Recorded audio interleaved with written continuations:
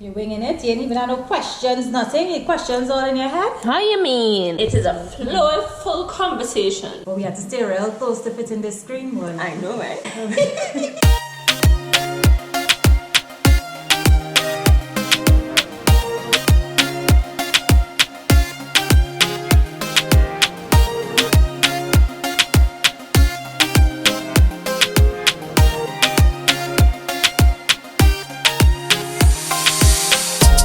Welcome to another episode of Global Gyal here in Sydney. It's another segment of what are you doing here or what you do ya in Antigua or Caribbean terms. And I want to introduce another good friend of mine, and her name is Anna. Hi! And she's from Trinidad and Tobago. Trinidad and Tobago. So Anna, we're getting your story because you are a Caribbean person who is living on this side of the world, and it's just like, how, why, what caused this? But before we do that, we want to get to know Anna, right? Let's ask you some questions. You're from Trinidad and Tobago. Are you from Trinidad or Tobago? I'm from Trinidad. Okay, what part of Trinidad? I am originally from the east-west corridor is what we called it. Where your Trini accent? I'll bring out my Trinidad accent. There we go. That's what I'm talking I'm about. from the east-west corridor. The east-west corridor. You're from Arima. Arima is east? That's considered east. But you're not from Arima. No, I'm not from Arima. What was life like growing up in Trinidad? The thing is, I think I was a bit sheltered based on my experiences here in Australia when I speak to people, and I'm like, you know, we don't do that in the Caribbean, and they're like, Caribbean people don't do that. And I'm like, well, I guess I just probably never did that. And so tell us about just your life before you decided to move to Sydney. What got you to that point to be like, yo, I'm a pick up and I'm gonna move to this country all the way called Australia? What did it look like? Well, I guess I always knew that I didn't want to live in Trinidad. I was actually gonna move to the US first to do a PhD. Yes, girl. And then the opportunity came up to move to Australia. So I was like, Australia sounds good, so I'll skip out on this PhD thing for now and I'll move to Australia. But what, you saw a brochure, somebody check in the hallway and just Australia, this is I guess in terms of progression as well, I already went to university, I was working full-time at a good company, did my master's, and then it was like, okay, so what is the next step? I was in a committed relationship at that point in time.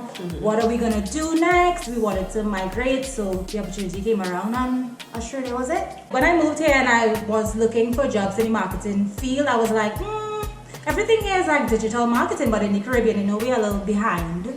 So we didn't really do much digital marketing, and I was like, you know what, that is interesting. So then I pick up myself and I say, you know what, I'm gonna enroll in NYU. Really? Yes, so I enrolled in NYU, I got accepted, and I went to New York, and I lived my best life. Yes. And I did a diploma in digital marketing. What was your first experience like arriving and living in Australia versus your second experience? The first time I moved to Melbourne, I moved dead in the middle of winter. So that was like, oh my God, I hate it here. It was wet, it was cold, I didn't know anybody, I didn't like it. I was like, I missed home a lot. Yeah.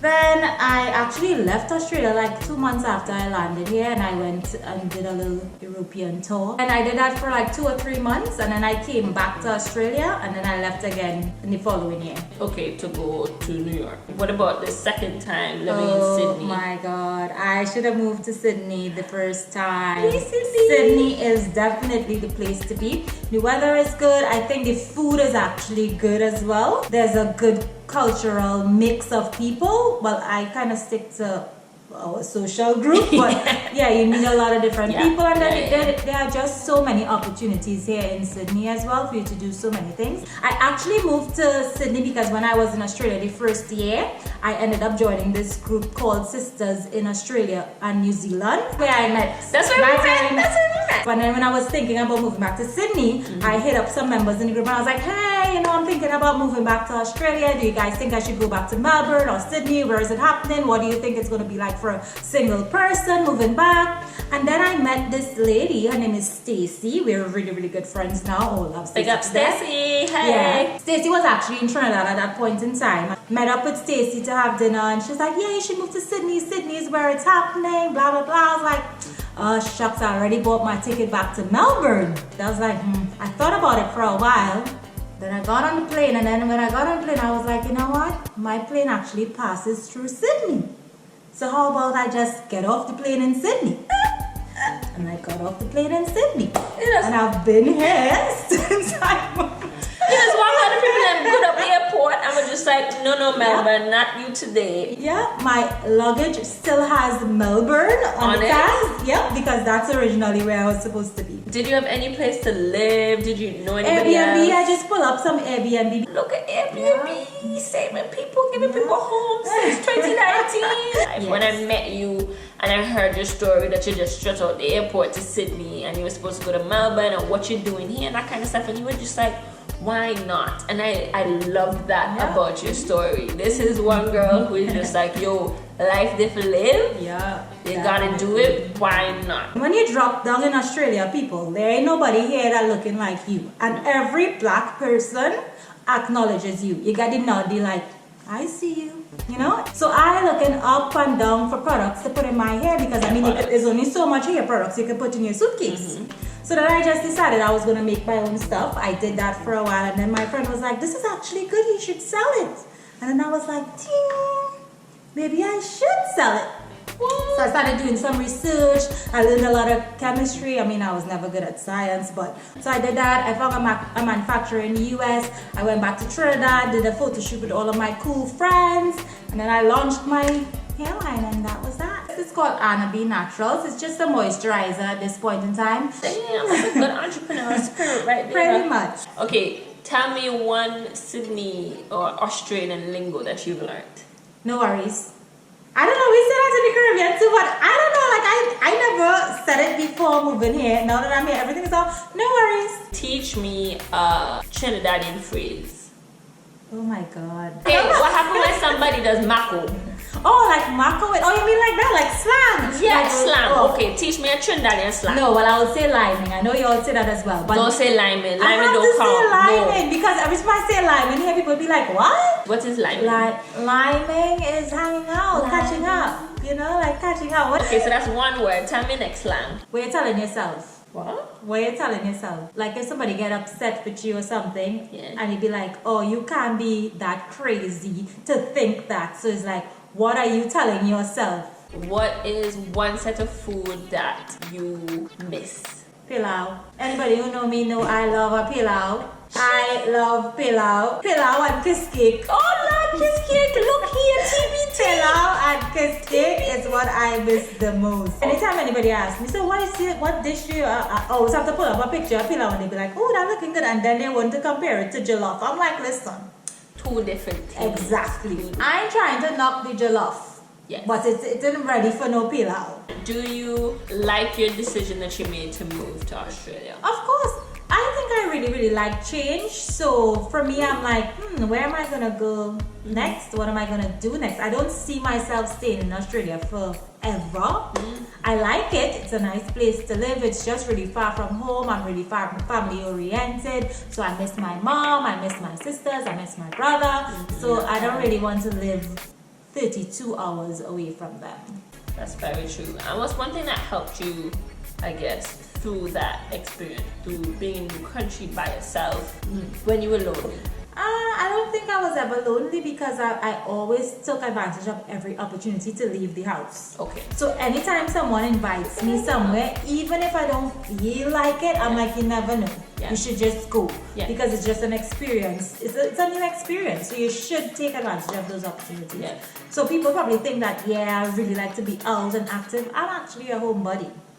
But because I'm in a new country and I have to build a community of friends and just build a support system and a network, you have to kind of show up because you're the new one in the bunch, you know? I like that. That isn't something that you necessarily think about, but it does help. Yep. I guess any piece of advice or any questions from me or anything you want to tell the people? Piece of advice for people who are thinking about moving to a new country: don't be lazy. Oh, I like it. Tell them again, girl. Do not be lazy. Because I think that is what stops a lot of people from getting opportunities. Because people say there aren't opportunities out there. There are opportunities out there. You just have to put yourself out there and do the work, do the research. Just because you see someone else does it doesn't mean that that same route is going to work for you. So just do the research, see what you like, see what opportunities there are, try it, pick yourself up, go on a vacation and stay for an extended period, work at a restaurant, just put yourself out of your comfort zone. I love it. I love that piece of encouragement. Thank you very much, Anna, from Trinidad and Tobago, for coming through. Yeah, that's another segment of Awayaduya. How would y'all say that in Trini? I guess it'd be the same. What is it? What What are you doing here? What are you doing here? How is it? There we go. What are you doing here? Till next time, people. Bye.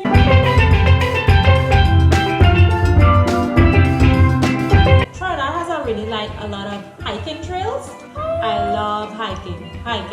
Three Pools, Mermaid Pool, Paria Bay.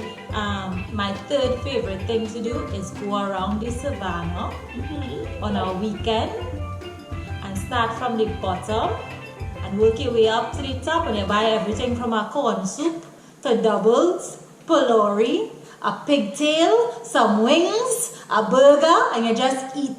That sounded like a good Saturday. Hi, hello. What y'all just say when you eat something and it just tastes so good? It Moorish. Tastes Moorish. And when your belly full? Full? Or you will say, what do you call it? Itis? We just say that it bang good. If it tastes good, it bang good. No, and your belly go bust. Oh, that was lashing. You will say, yeah. I was lashing? Whenever I say, yeah, what, you're going to the lime, and they're like, huh? You're going liming?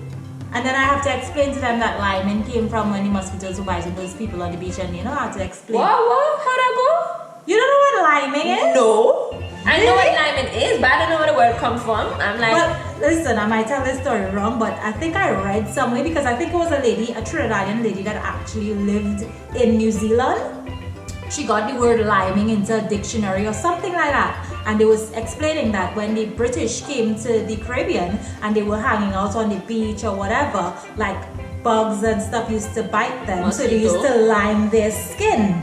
Lime their skin Yeah, with lime? they would lime their skin. Like lime juice? Yeah, like actual lime, squeezed lime. They used to lime their skin so that the insects won't bite them. So whenever they're outside socializing, they would lime their skin. So that is where the term liming came from. At least I think so. I could be telling you the story had to wrong. lime your foot to lime outside. There Yeah. we go. Okay.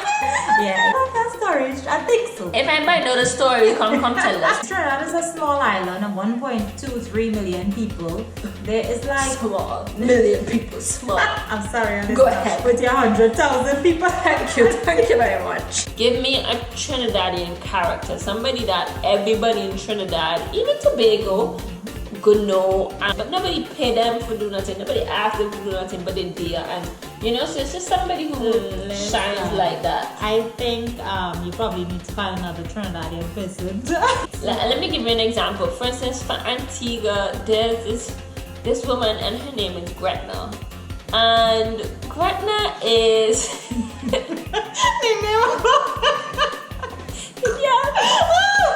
I don't know. It's not social media. Okay, nobody in the West, nobody at Trin City, no homeless man on the side that everybody would know. Oh, Uncle Ellis, but I don't even think Uncle Ellis is like a big thing anymore. I don't know, I tell you, like, I was the wrong Trinidadian person. Y'all, I'm gonna put this Trinidad in a garbage bag and put it by the side of the road for you, okay? You know what, maybe Trinidad is too small, too big, so maybe I'm asking this and it's so big, it's not necessarily. I don't know, or maybe I just living under a rock. No, I asked. But if you're from Trinidad and you know of a character, let us know. Educate this one. Skinny old lady. And I think she does sell. She does have like, she does sell. She's selling. What she's selling? She's a vendor. Yeah, my God, to say that as opposed to she does sell because we bought it. Or what she's selling?